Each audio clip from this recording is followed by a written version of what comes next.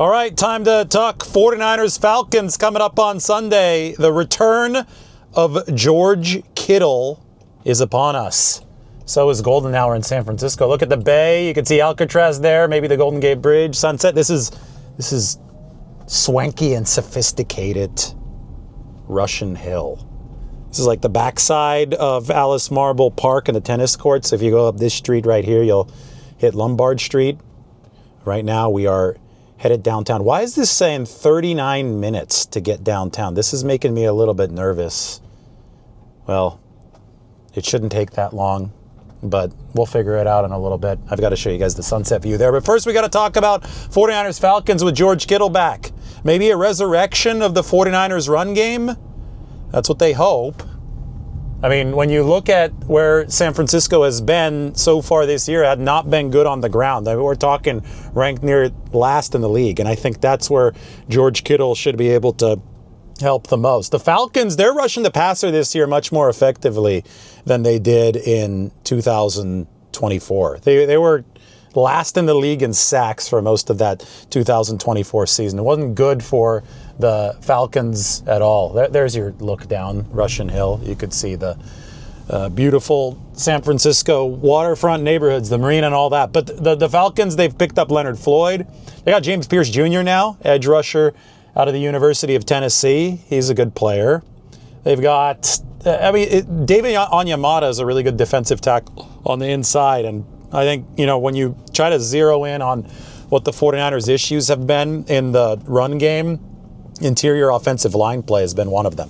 I will tell you guys that the best pasta in San Francisco is not in North Beach. It's at this restaurant called Amarena that we're passing right now. I used to live on this street. We passed by this place and I recommend it a lot, but we're going in a different direction. Today we're going from Russian Hill down south, and we're actually going to see one of my original San Francisco apartments here on Larkin Street. But Onyemata on the inside, he can rush the passer, and he can create trouble, and he could also blow up run plays.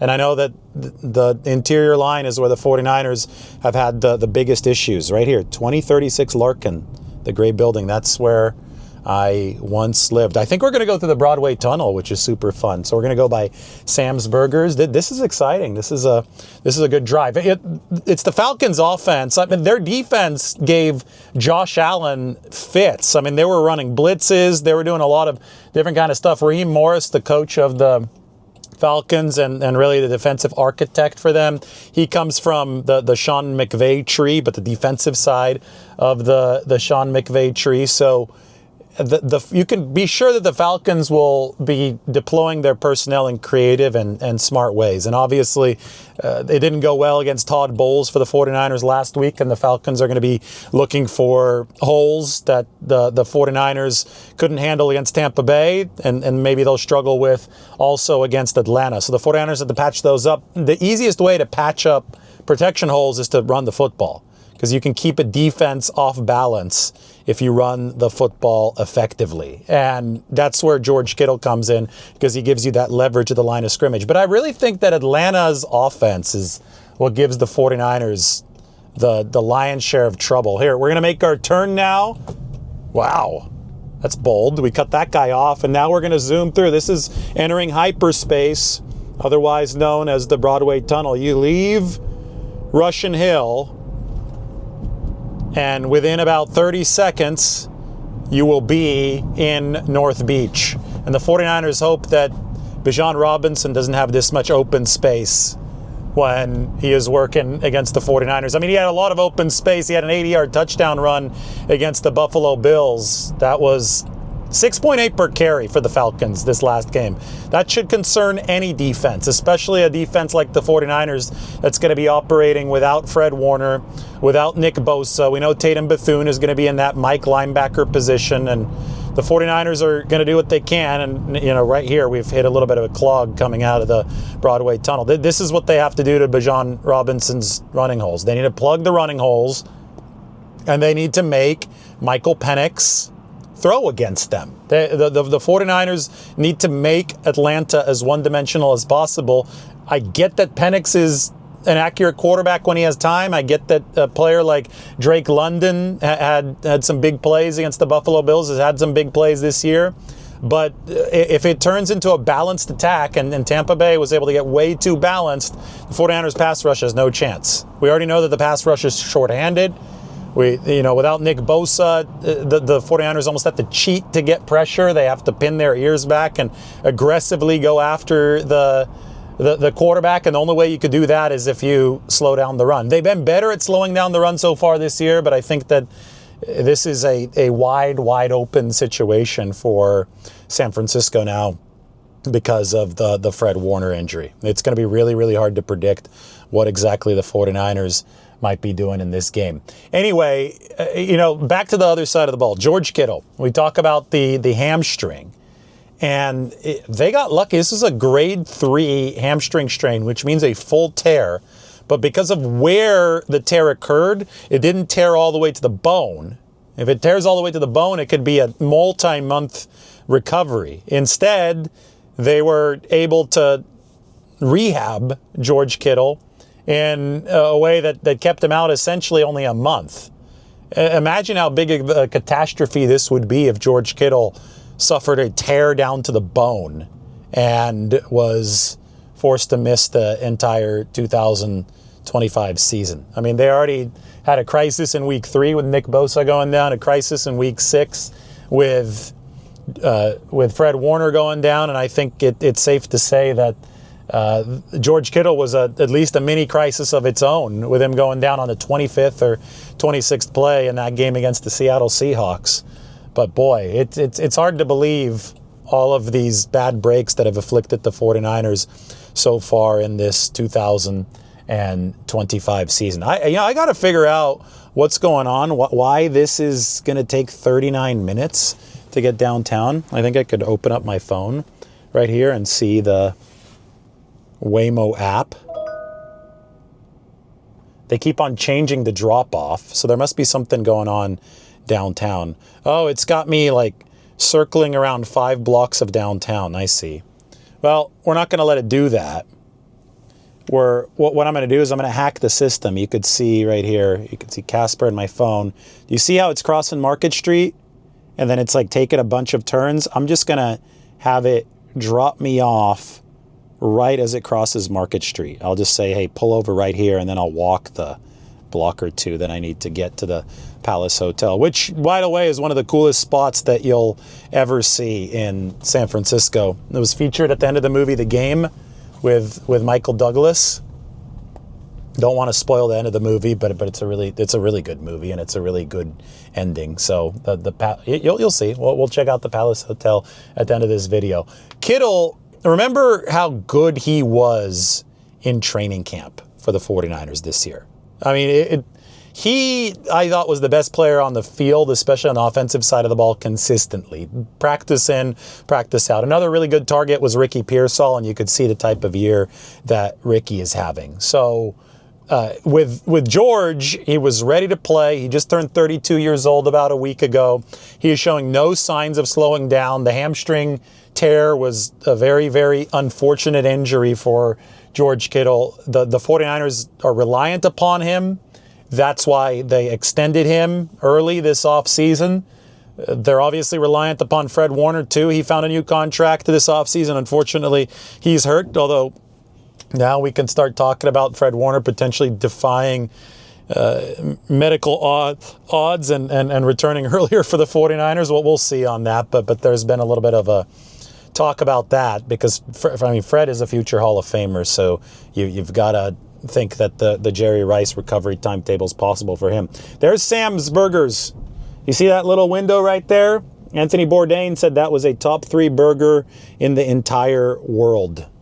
And he wasn't lying. Sam's is amazing. They've got one of our viewers put some candlestick, just literally walked in there and gave them some memorabilia from Candlestick Park and some memorabilia from the 49ers' most recent Super Bowl wins, or not the most recent ones, the ones in the late 80s and I guess early 90s if you go from 89 to 1990. So the repeat Super Bowl. And it's just one of our viewers from this channel donated it to Sam's because I go there all the time for their double cheeseburger. And they went ahead and they put it up on the walls. Definitely worth checking out. Again, Anthony Bourdain said that was a top 3 double cheeseburger or burger in the entire world, and I tend to agree with him. It's right here at this intersection of North Beach and Chinatown. If we move this way, look, you're going to look down Grant Avenue. That is Chinatown in San Francisco. Now, you can even roll down the window, look down Columbus. Oh, there's the Transamerica Pyramid. Beautiful here in the city. Now we're headed down Broadway with all the neon lights, some of the strip clubs too. I don't think I'll show that. I think we'll keep the camera facing me so we go down Broadway, and hopefully we can make our way into downtown without this taking 28 minutes or whatever the car says right now. The Falcons, they lost to the Panthers 30-0. The Carolina Panthers, who are coming to Levi's Stadium a little bit later this year. Ooh, this is going to be a fun turn. Oh, this is the hill that Colton McKivitz runs up right there. That's the hill that he trains on. Awesome. This is Kearny Street. We make the turn onto Kearny, and you could look down here as we head through Jackson Square. You could look down to the Transamerica Pyramid. But Colton McKivitz has been running hills in San Francisco over the course of the past off season. 5 times a week he would come to this street, to the hill right behind me, and he would do crazy stuff up that hill.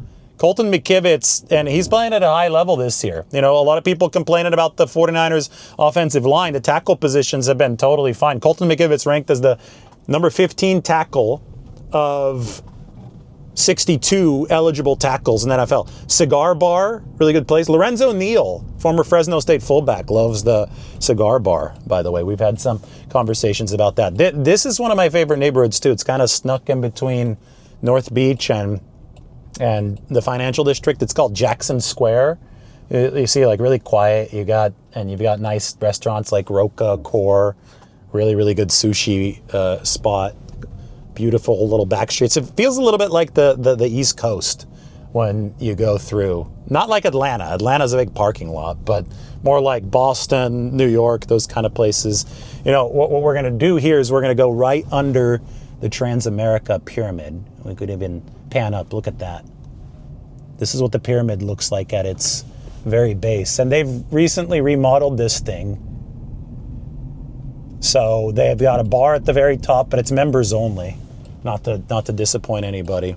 Members only bar at the top of the Transamerica Pyramid. We're going to go right by fire station number 13. This is one of the best routes that we've ever taken in one of these Waymos. Anyway, Colton McKivitz, we could talk about him. He might have a matchup against his former teammate, Leonard Floyd, in this game. Leonard, obviously older player, not as good against the run as the 49ers wanted out of this new look defense in a Robert Saleh, so they let him go after only 1 year. He had a 2-year contract, but Leonard, it could be a Leonard Floyd revenge game. But anyway, he's going to line up, I think, quite frequently against Colton McKivitz, who runs the hills of Kearny Street, who is playing a good tackle position for the 49ers.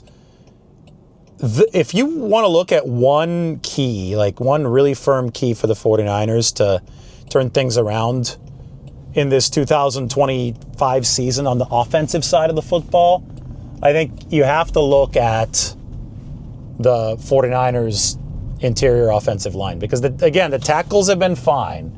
I don't think Brendel, especially last week, was fine. I worry about Dominic Pooney and his knee injury. I also worry about that left guard position. I saw Ben Barch in the locker room this week. He is not yet going to be back this week. I think the 49ers would hope he would come back from that high ankle sprain the week after that. Because Connor Colby is a rookie and he's a temporary starter for the 49ers. Connor is not somebody that I think is ready for a full season. He has struggled a bit at that left guard position. So if they could find a way to step up the play on along the interior line, and Dominic Pooney, greater health, even though he missed practice on Wednesday this week, he was back on Thursday. Greater health, I think, would be very important in that regard. I think that Brendel will benefit from a healthy Barch and a healthier Dominic Pooney. You know, just by the connectivity of the offensive line. The center has so much on his plate cerebrally, so it's very, very important to have that guard play on both sides of him that can physically take care of some of the challenges so that Jake Brendel can be focusing on directing traffic, which is really, really important at the guard position. All right, anyway, we've made our drive through San Francisco. Not too much more exciting here. We're going through the Embarcadero Center, and I think there's going to be a lot of traffic. I've got to maneuver this so it drops me off in time. I got my prediction coming up for Sunday night. 49ers are 2-point favorites. The predictions have not been going great for me lately, but I think that in this game, the Falcons are playing on a shorter week. I think this is significant. I think that the 49ers, with that a little bit of extra rest, can make some hay this weekend. And I also think that they're going to have some time to rebound from the Fred Warner injury and actually scheme around it, which was a big issue last week when Fred got hurt and we're being aggressive here. Look at this turn. 49ers need to be this aggressive opening the game, get a little bit of a lead against the Falcons. Look, there's the Salesforce Tower as we head toward Market Street. I'm going to tell this thing to pull over here soon. We'll see how this goes shortly after crossing California Street. Anyway, 49ers are going to score some points, I think, in this football game. And I think that the defense will have just enough. I think that they'll get one greasy takeaway. If the offense protects the ball with Mac Jones starting at quarterback, you can expect the 49ers to win this game on Sunday Night Football. We're going to say 23-21. It's going to be a nail biter. It's going to be really, really close. All right, let's try this. Pull over. Pull over. Looking for a good Now we're figuring it out.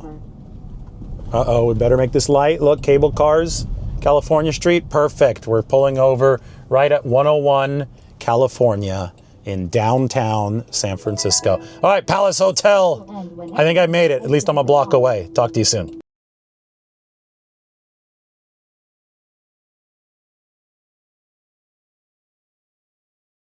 It seems like by the end of these last two games, you've not been moving wonderfully. Thank you.